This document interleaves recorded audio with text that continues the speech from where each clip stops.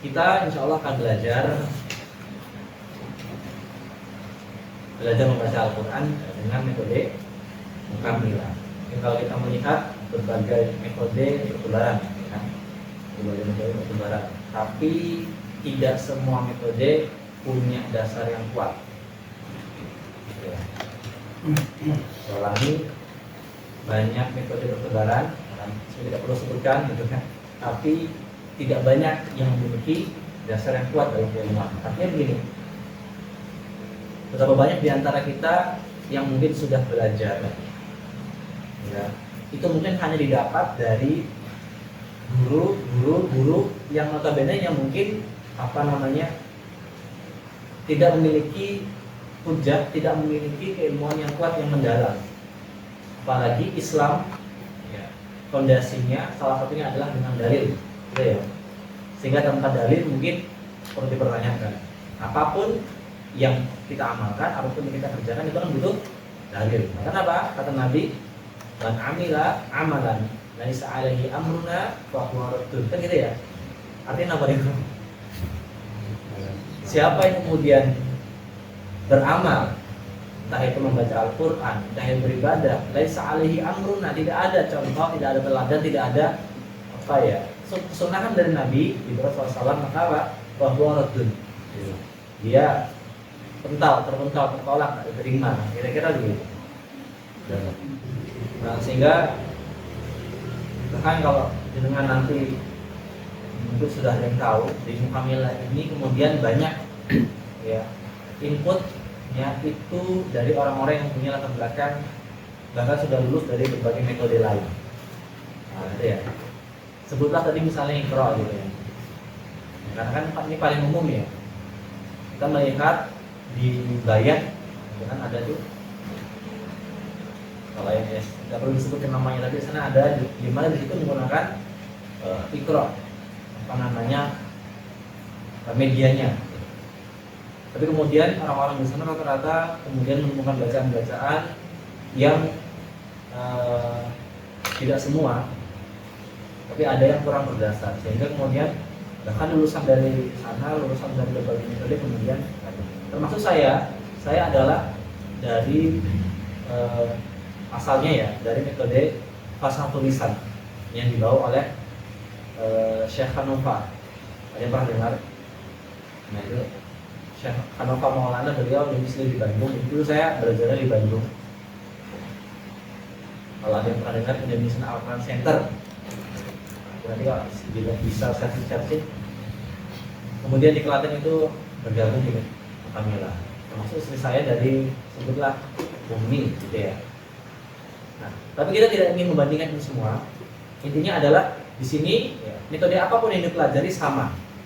Tujuannya adalah bisa membaca Al-Quran.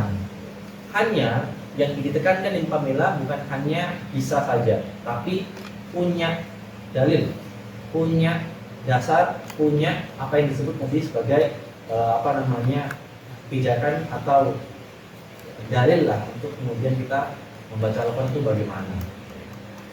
Sehingga nanti kita akan menemukan banyak bacaan-bacaan yang mungkin sekiranya itu sudah paling bagus atau yang kurang bagus. Maka Islam selalu memandang dan memberikan prinsip apa? Tidak berlebihan, tidak kurang-kurangan, kira-kira gitu ya. Nah, nanti kita akan tahu di sini bagaimana kemudian kita melihat ada orang yang membaca Al-Quran itu apa? Berlebihan cara membacanya, atau mungkin ada yang kurangan. Maka kita dengan adanya dalil itu kita mempunyai patokan sehingga lebih terarah, kira-kira begitu. Maka dasar ilmu yang digunakan di Mukamilah adalah matan, ya, sebuah matan yang ditulis oleh Al-Imam Ibnu Jazari rahimahullah ta'ala. Jadi beliau itu adalah ulama multitalen. Beliau ahli fikih, ahli hadis, ya, ahli balaghah, bahkan dikatakan juga ahli tafsir dan ahli Quran, dalam artian menguasai berbagai qiraat. Pernah dengar bukan Pak? Qiraat itu adalah cara baca yang bukan hanya kita kenal Pak. Nanti ada qiraat sab'ah, ada qiraat asyrah. Nanti kita, ya tapi mesti nanti Pak, itu masih agak lama di pembinaan, dipelajari insya Allah. Misalnya siratal ladzina an'amta 'alaihim. Nah, itu kan di kita ya. Nanti ada yang mutawatir, artinya datang dari Nabi juga, dan ini sahih itu ada siratal ladzina an'amta 'alaihim. Siratal ladzina an'amta 'alaihim.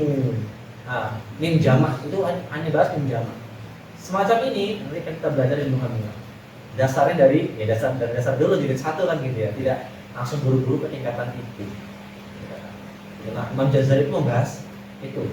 Kitabnya macam-macam ya, kayak Badan Asyar, Firqatul Asyar dan seterusnya. Tapi ada satu matan atau keilmuan yang membahas tentang tajwid, dan beliau memberikan judul apa? Al-Muqaddimah. Muqaddimah itu artinya apa? Buka. Ya, ada yang mengatakan pembukaan, permulaan, apalagi awalan gitu ya. Kan muqaddimah tuh sering disampaikan di berbagai acara. Ini muqaddimah, baru muqaddimah, ini muqaddimah dari saya dan lain-lain ini. Nah, maka dalam matan itu al-muqaddimah itu berisi apa? Qabla syuru'i awalan an ya'lamu. Beliau mengatakan setiap orang yang ingin membaca Al-Quran, qabla syuru'i awalan, pertama kali awalan an ya'lamu, harusnya mengetahui satu, makhrajal hurufi wasifati, makhrajnya, gitu ya. Karena kita mungkin di Indonesia melihat ada huruf-huruf Arab yang mungkin sama, gitu ya, sehingga kita mungkin menggunakan logat atau pengucapan Indonesia dalam membaca Al-Quran. Ini keliru ya. Kalau kita melihat kamus, dengan silakan itu. Bahasa Arab itu memiliki kosakata kurang lebih adalah 12 juta. Berapa? 12 juta. Bahasa Inggris 1 juta. Bahasa Indonesia 1000-an Pak, teman-teman. Bandingkan, bahasa Arab berapa? 12-an juta. Bahasa Inggris 1 juta. 1 juta aja. Bahasa Indonesia 1000. Berarti kan perbandingannya, kalau kita menggunakan bahasa Indonesia ke bahasa Arab, ya dalam hal ini Al-Quran ya, atau Al-Quran ke dalam bahasa Indonesia gitu kan, tentu seperti membawa air laut ke dalam kolam renang gitu ya, tidak muat. Nah itu, jadi memang, nah itu semua berasal dari huruf-huruf yang disebut sebagai huruf hijaiyah. Maka huruf-huruf ini ya, makhraj dan huruf punya makhraj dan sifatnya. Ya, sifat itu adalah cara bahasa itu bagaimana. Mungkin ini terdengar ribet, tapi ternyata tidak seribet itu loh. Nanti kita akan akan belajar pelan-pelan gitu. Nah itu, jadi bukan yang penting bisa baca. Kami pernah dalam halaqah itu ada beberapa orang yang notabene sudah hafal Al-Quran gitu kan. Kemudian menyetor pembacaannya kepada syekh kami yang notabene sudah memegang berbagai sanad Al-Quran. Kemudian ketika membaca, kemudian dinilai, ternyata bacaan itu istilahnya dikon balenya itu loh Pak. Padahal yang membaca itu merasa sudah pas, dikon balenya tidak mau, sehingga cerita tidak lanjut. Nah, ini kan salah kaprah ya, khawatirnya demikian, merasa cukup hanya dengan bisa mengucapkan huruf-huruf itu secara inginnya saja gitu. Padahal ada ketentuannya. Qabla syuru'i awalan an ya'lamu makharijal hurufi wasifati. Kenapa harus makhraj dan sifatnya? Liyalfidhu bi afsahil lughati, supaya dalam pelafalannya itu afsah. Afsah itu apa? Lebih fasih. Dia kalau kabir besar, kalau maha besar akbar. Nah gitu ya. Sogir kecil. Paling paling besar asgor. Kira-kira gitu. Fasih mungkin ya fasih aja gitu. Kalau paling fasih afsah. Itu bahasa Arab sih. Tapi dia seperti itu ya, di afsahil lughati. Setelah belajar makhraj, belajar sifat, muharrir tajwidi, baru masuk ke tajwid. Kalau kita apa? Huruf bumbuan ya, sifat bumbuan tapi langsung bisa ingin baca gimana ditahannya, panjangnya seberapa, ya kan? Mat tuh begini, ikhfa tuh begini, langsung lari ke situ. Tanpa mengenal terlebih dahulu huruf yang dibaca. Ibaratnya begini, kita tidak ada perkenalan, tidak ada pengenalan. Tahu-tahu karena pengen cepat baca, kita langsung jilid terakhir. Masuk ya? Tidak, bukan dari dasarnya. Monggo Bapak sekalian, ikhwan 6, ini saya bagikan kitab jilid 5, jilid terakhir di Muhammilah, silakan. Apa yang terjadi? Ya begitulah ya. Paham ya analoginya? Jadi tajwid itu sebetulnya boleh dipelajari dalam artian boleh dikuasai lebih dalam setelah apa? Makhraj dan sifat. Makhraj ini nanti kita bisa analogikan ya. Makhraj ini ibaratnya seseorang. Makhraj itu tempat tinggal, Pak. Tadi kan kita sudah kenal ya.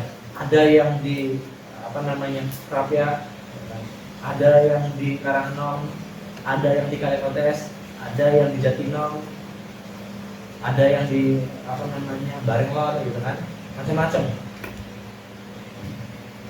Itu baru tahu. Berarti baru belajar makhraj. Sifat itu apa? Sifat itu sudah tahu ancar-ancarnya, Pak. Ini kita pakai analogi sebentar ya. Jadi sifat itu adalah ancar-ancarnya. Kira-kira saya yang paling tahu rumahnya Pak Andreas ya, karena dekat sini. Nah, dikatakan memahami, jadi dikatakan mengetahui makhraj itu kalau tahu Pak Andreas rumahnya di sana, gitu kan? Itu makhraj. Kalau sudah mengetahui sifatnya, itu apa? Mengetahui jalan arah sana. Cara mencapai rumahnya Pak Andreas itu sifat. Nah, kalau dalam huruf hijaiyah berarti apa? Yang kita ingin kenali adalah huruf itu mulai dari alif, ba, ta, jim sampai kemudian ya. Itu tinggalnya di mana? Itu makhraj. Untuk sifatnya, bagaimana cara membacanya? Itu sifat. Jadi sifat itu adalah bagaimana cara membacanya. Bagaimana kita bisa bertemu, bisa silaturahim, bisa datang sampai ke depan rumahnya si ba, si ta, jim dan seterusnya. Nah, setelah mengetahui rumahnya, sebutlah huruf apa Pak? Zai misalnya. Sebulan kita ingin mempelajari huruf Zai. Berarti apa? Kita pengen tahu alamatnya. Kedua pengen tahu arah rumahnya, sehingga kita bisa sampai di situ. Setelah mempelajari ini arah rumahnya atau kita larikan ke dalam ini ya, berarti sifat. Kan tajwid setelahnya. Tajwid itu berarti urutan ke 3. Tajwid itu urutan ke 3. Tajwid ini adalah relasi yang dibangun. Kalau kita nih setelah kenal tahu arah rumah gitu kan, itu kita berusaha membangun relasi, membangun kedekatan, membangun hubungan, ya kan? Nah, itu tajwid, Pak. Bagaimana nanti kemudian dalam kehidupan sehari-hari, misalnya saya dengan Pak Andreas, misalnya Pak Andreas jualan, misalnya Batagor itu, gitu kan? Oke, misalnya Batagor gimana? Nah, kemudian misalnya saya pengen beli Batagor, maka mungkin saya datang ke sana tujuannya untuk ada tujuannya kira-kira gitu. Nah, sama huruf Zai ketika berdiri sendiri ini hanya sebatas makhraj dan sifat. Nah, huruf Zai ketika sudah masuk ke dalam lini kehidupan, ke lini relasional gitu kan, itu namanya nanti tajwid, Pak. Jadi tajwid itu adalah kumpulan huruf-huruf yang sudah bersosialisasi. Tajwid itu adalah kumpulan huruf-huruf yang sudah apa? Membangun hubungan. Bagaimana ketika nun nun sukun ya bertemu tak dibaca bagaimana? Itu tajwid. Bagaimana Zaid bertemu alif madiyah itu namanya tajwid. Ya. Ada hubungan-hubungan sebab-sebab atau akibat tertentu yang terjalin setelah adanya perkenalan awal tadi, paham ya? Jadi tajwid itu adalah apa? Tingkatan selanjutnya ya, yang isinya adalah seputar ya setelah kali kenal gitu loh. Paham ya? Analoginya saya kira ini cukup mudah. Itu tajwid. Muharrir tajwidi wal mawaqifi. Selanjutnya adalah waqaf ibtida. Cara membaca Al-Qur'an dan cara berhenti membaca Al-Qur'an. Ini juga penting. Tingkatan keberapa? 4. Jadi waqaf ibtida itu enggak ada hubungannya Pak sama gini loh Pak. Waqaf ibtida itu begini loh, kira-kira gini. Innal ladzina kafaru sawa'un 'alaihim a'anzartahum. Itu waqaf namanya. A'anzar. Nah, mengulang itu namanya tidak. Nah, ini enggak ada hubungannya sama tajwid, Pak. Tapi hubungannya sama apa? Penempatan arti. Makna. Ya, penempatan arti. Hubungan sama maknanya yang bagus.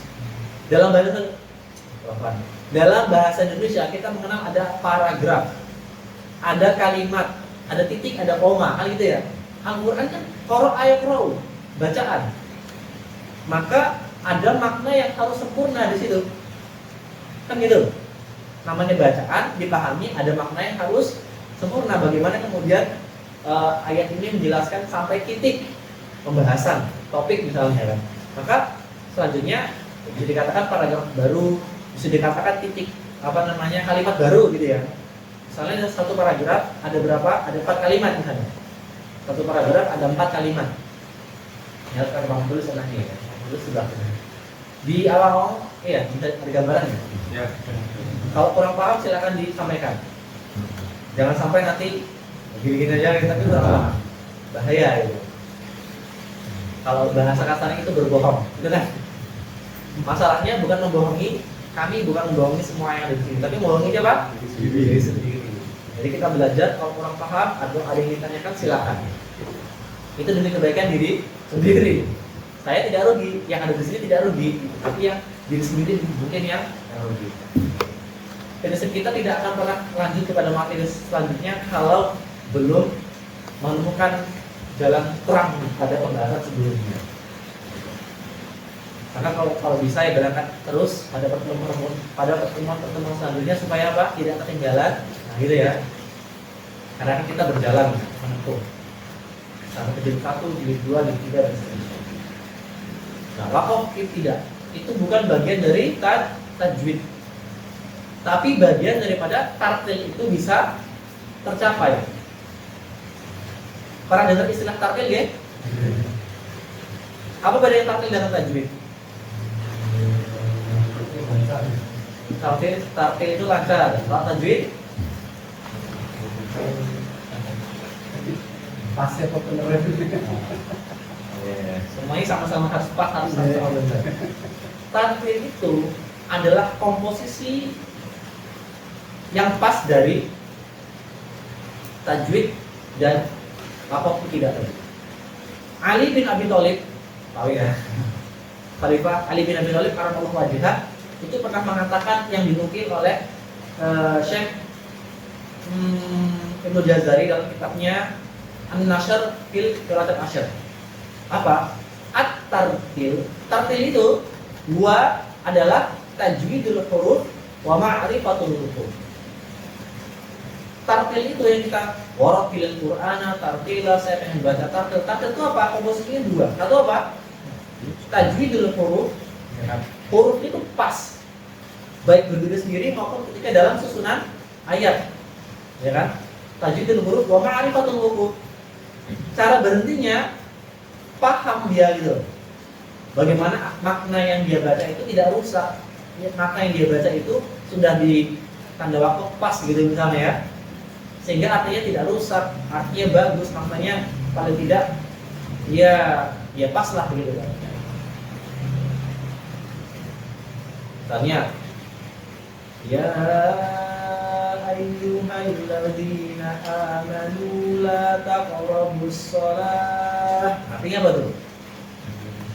Wahai orang-orang yang beriman, jangan sekali-kali kamu mendekati sholat. Ada yang mengatakan tempat sholat. Ya, intinya, wahai orang-orang yang beriman, jangan kamu sholat. Berhenti di situ. Kira-kira maknanya bagus ya? Pertama orang yang beriman, kok disuruh sholat? Iya, jangan mendekati sholat. Jangan pokoknya perbuatan sholat tuh jauhi. Kira-kira gitu. Ternyata apa? Ada lanjutannya. Antum sukaro. Kamu apabila kamu dalam keadaan mabuk. Nah ini kan berhentinya mulai dari mana? Ini kan mempengaruhi hati. Tapi kan itu titik koma. Bayangkan ketika la taqrabus sholat berhenti, misalnya, kemudian berhenti, kemudian kita ada kepentingan lain, tiba-tiba tutup Quran. Tiba-tiba kita ya pengen ada misalnya mengerjakan sesuatu, misalnya telat atau apa gitu, ternyata sudah harus datang ke sana, tutup Quran pada makna yang belum sempurna. Ini wakaf tidak gitu ya. Jadi tartil itu adalah gabungan dari tajwidnya dapat dan cara berhenti dan lanjutnya itu dapat. Itu tartil. Nah, gitu ya. Jadi tartil itu bukan hafalannya kuat, Pak. Hafal 30 juz, letak gitu kan. Sebelah kiri atas, sebelah tengah, sebelah gitu-gitu seperti sholat hidayat ya, bukan. Tartil itu juga bukan bacaannya bagus. Mau irama pakai irama macam-macam, itu bukan tartil. Ya.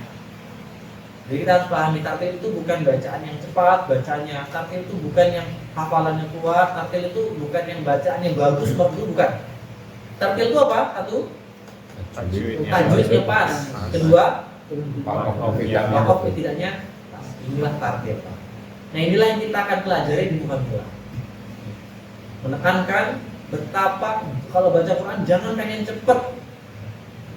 Jangan fokus ke irama, bagus, oke, bagus suaranya gitu kan. Misalnya ngikut Ustaz Muzamil Hasbullah misalnya, ikut Ustaz Ridwanullah, ikut silakan Ustaz Syekh Abdul Nusraim misalnya, Syekh Abdul Rahman As-Sudais, silakan ikuti. Tapi kita kembali ke prinsipnya apa? Tartil. Supaya tartil, bukan cepat, bukan bagus suaranya, bukan pokoknya adalah bagaimana tadi tartil itu terdekat. Nah, itu insya Allah akan kita pelajari di Muhammadiyah. Sebelumnya, ada ditanyakan dulu.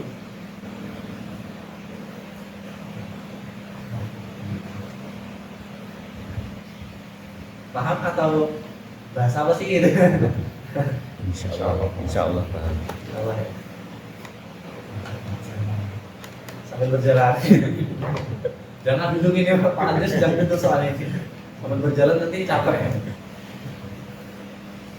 Oh iya, kedepannya mungkin bisa bawa tumbler sendiri ya, minuman wadah minuman sendiri, supaya nanti kalau misalnya haus bisa ambil di situ. Jadi sebelum kelas dimulai, kemudian nanti kita agak lebar lagi supaya tidak terlalu membebani. Karena sebetulnya maksimal itu 15 orang. Cuman ternyata yang datang pada kami itu bukan kepada kami sih, kepada berbagai kampus dilempar ke sini. Itu hampir 20-an orang, sehingga banyak yang ditolak. Saya pribadi nggak mampu untuk menyampaikan ke sebanyak itu, apalagi sifatnya kan memastikan satu persatu itu tersampaikan gitu, Pak. Bukan seperti ilmuwan yang sifatnya hanya tematik gitu, hanya penyampaian. Diamalkan atau tidak itu kan urusan panjenengan gitu kan. Tapi kan ini Al-Quran. Kalau tidak diamalkan, nah itu PR besar, PR perkembangan. Seorang anak dia harus belajar penjumlahan di kelas 1 misalnya. Ketika dia di kelas 2 tapi dia nggak ada belajar penjumlahan di kelas 1, tiba-tiba ketika di kelas 2 harusnya harus gimana Pak? Kekurangan misalnya. Penjumlahan ini kan menjadi tugas perkembangan bagi dia. Ya kan? Karena kurang menguasai atau merasa tidak perlu menguasai penjumlahan, tiba-tiba di kelas 2 ini sudah harus penjumlahan dan pengurangan, sedangkan penjumlahannya belum dikuasai. Bayangkan kalau sampai naik tingkat. Kita melihat sekarang di sosmed misalnya ada anak-anak yang 5 kali 2 berapa? Gitu loh. Pernah lihat nggak yang bukan sosmed itu. 5 kali 2 berapa? 5 kali 2 3 misalnya itu. Ini kan memalukan Pak. Nah ini apa asalnya dari tugas perkembangan ini belum selesai gitu. Paham ya gambarannya ya? Betapa kemudian 10 dibagi 2 berapa? Tidak pikir loh Pak. 10 bagi 2 padahal itu SMA. Nah itu ya. Itu mungkin itu apa namanya fenomena yang menjadi PR besar bagi kita sekalian dan menjadi pelajaran ya. Supaya apa? Ketika kita menempati kedudukan atau posisi tahapan demi tahapan, supaya jangan apa ya buru-buru untuk tiba-tiba apa ya melompat ke tahapan pokoknya jangan buru-buru sehingga tugas perkembangan yang harus dikuasai itu apa namanya luput gitu ya kira-kira. Baik, itu ada yang tanyakan? Kalau tidak ada kita bagikan dulu. Ada lagi? Tidak ada, dibagikan dulu ini. Urut supaya ada konsep tersambung. Sistemnya konsep teknis ya. Pembelajaran kita nanti adalah MMA. MMA. Bukan gelut-gelut ya. Seperti yang di print gitu ya. Maksudnya adalah mu'alim, muta'alim, aktif. Mu'alim itu adalah yang menyampaikan. Muta'alim adalah yang menerima. Bahasannya guru-guru lah gitu. Aktif. Jadi kedepannya panjenengan nanti adalah apa? Yang membaca juga. Tentu dengan teknis yang akan kita sampaikan. Tapi itu insya Allah kita akan mulai di pertemuan selanjutnya supaya tidak kebanyakan.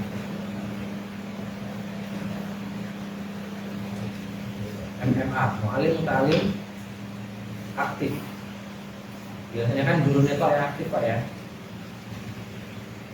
Muta'alimnya ngantuk-ngantuk. Silakan dibuka-buka. Paling belakang adalah dalilnya. Yang kita gunakan nanti adalah irama jiharka. Irama ada banyak ya, ada mengatakan 7, ada mengatakan 10, ya kan? Ada nahawan, ada bayati, ada ros, ada apa lagi? Apa? Sika ya. Kemudian ada juga apa? Nahawan, bayati, sika, ros, hijaz. Ada 10. Ada mengatakan 7, ada mengatakan 10. Tapi ini ya, kemudian ada jiharka. Kita akan gunakan jiharka ini. Bagaimana besok? Sabar. Sebelum kita tutup, saya ingin sampaikan begini. Nabi Muhammad SAW menerima wahyu Al-Quran pertama kali di mana? Gua Hira itu kira-kira tempat yang bagaimana? Sepi, ya kan? Apalagi gelap, namanya gua. Sedang belum ada lampu Philips, belum ada listrik, ya kan? Apalagi susah terjangkau karena mungkin harus sudah pernah ke sana ada. Nah, kita doakan semoga semuanya ada di sini nanti pernah ke sana. Amin. Nah, Gua Hira itu adalah tempat di mana Nabi Muhammad SAW pertama kali menerima wahyu.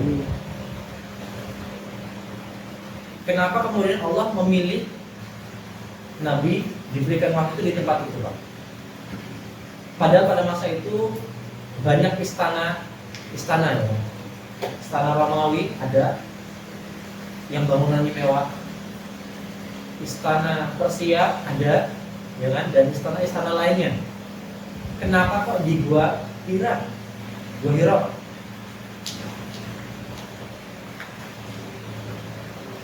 Nah, kenapa bukan tempat-tempat yang lebih apa namanya lebih cocok lah gitu? Kenapa di Gua? Karena Allah ingin memberikan pesan, kita para ulama ya. Allah ingin memberikan pesan bahwa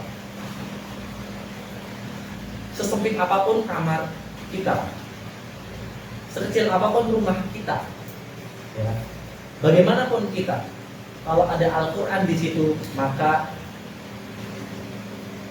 cahaya akan muncul dari sana. Nama Gua Hira itu ada bukitnya, ya kan? Nama bukitnya apa? Jabal Nur, ya kan? Maksudnya apa? Kalau Al-Quran ada pada diri kita, maka cahaya itu akan ada pada diri kita. Makanya seorang manusia yang Al-Quran ada padanya, Nabi Muhammad SAW, akhirnya menjadi pemimpin para nabi dan yang membawa wahyu adalah Jibril. Akhirnya menjadi pemimpin para Malaikat. turunnya di mana? Mekah atau Madinah? Di Mekah ya di Madinah gitu kan ya. Nah, itu menjadi tanah suci. Apalagi Pak? Turun di sebuah bulan, disebut bulan Ramadan, kan? Turun di sebuah malam, disebut Lailatul Qadar. Jadi malamnya bisa jadi istimewa gara-gara ada Al-Quran di situ. Bulan ini jadi istimewa karena ada bulan, ada Al-Quran di situ, ya kan? Bulan Ramadan, gitu kan? Kemudian manusianya, malaikatnya, apalagi Pak? Apalagi coba? Apalagi nih? Banyak ya. Intinya apa? Ketika Al-Quran sudah mulai ada pada diri kita, insya Allah Allah akan memberikan cahayanya. Gitu ya.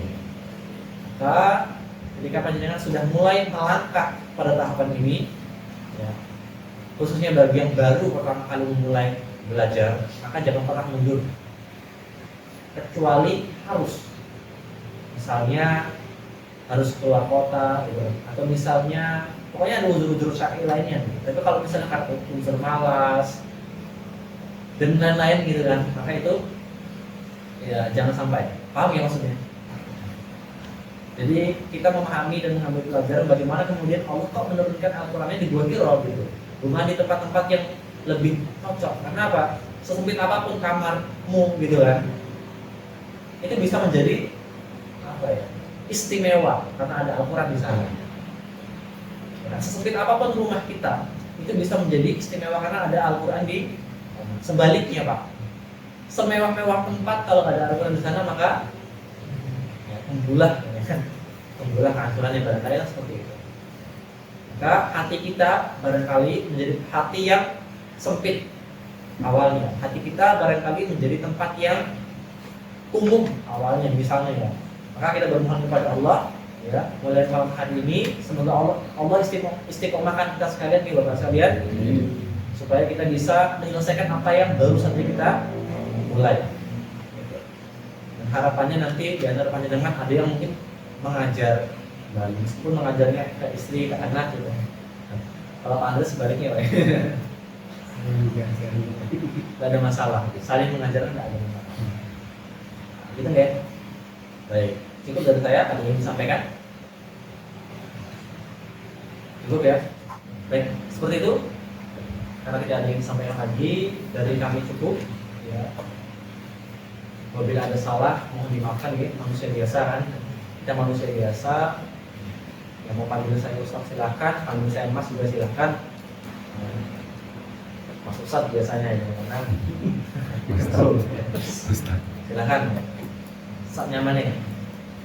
Nah, ya silahkan, tidak ada masalah. Yang penting Al-Quran tersampaikan. Kira-kira gitu ya. Kalau ditanya kenapa sih kita baca Al-Quran harus tajwid, ya kan? Karena li'annahu bihi illahu anzala, dari Allah kepada Nabi Muhammad SAW itu dengan tajwid. Wa hakadza minhu ilaina wasala. Sampai ke kita juga harusnya pakai.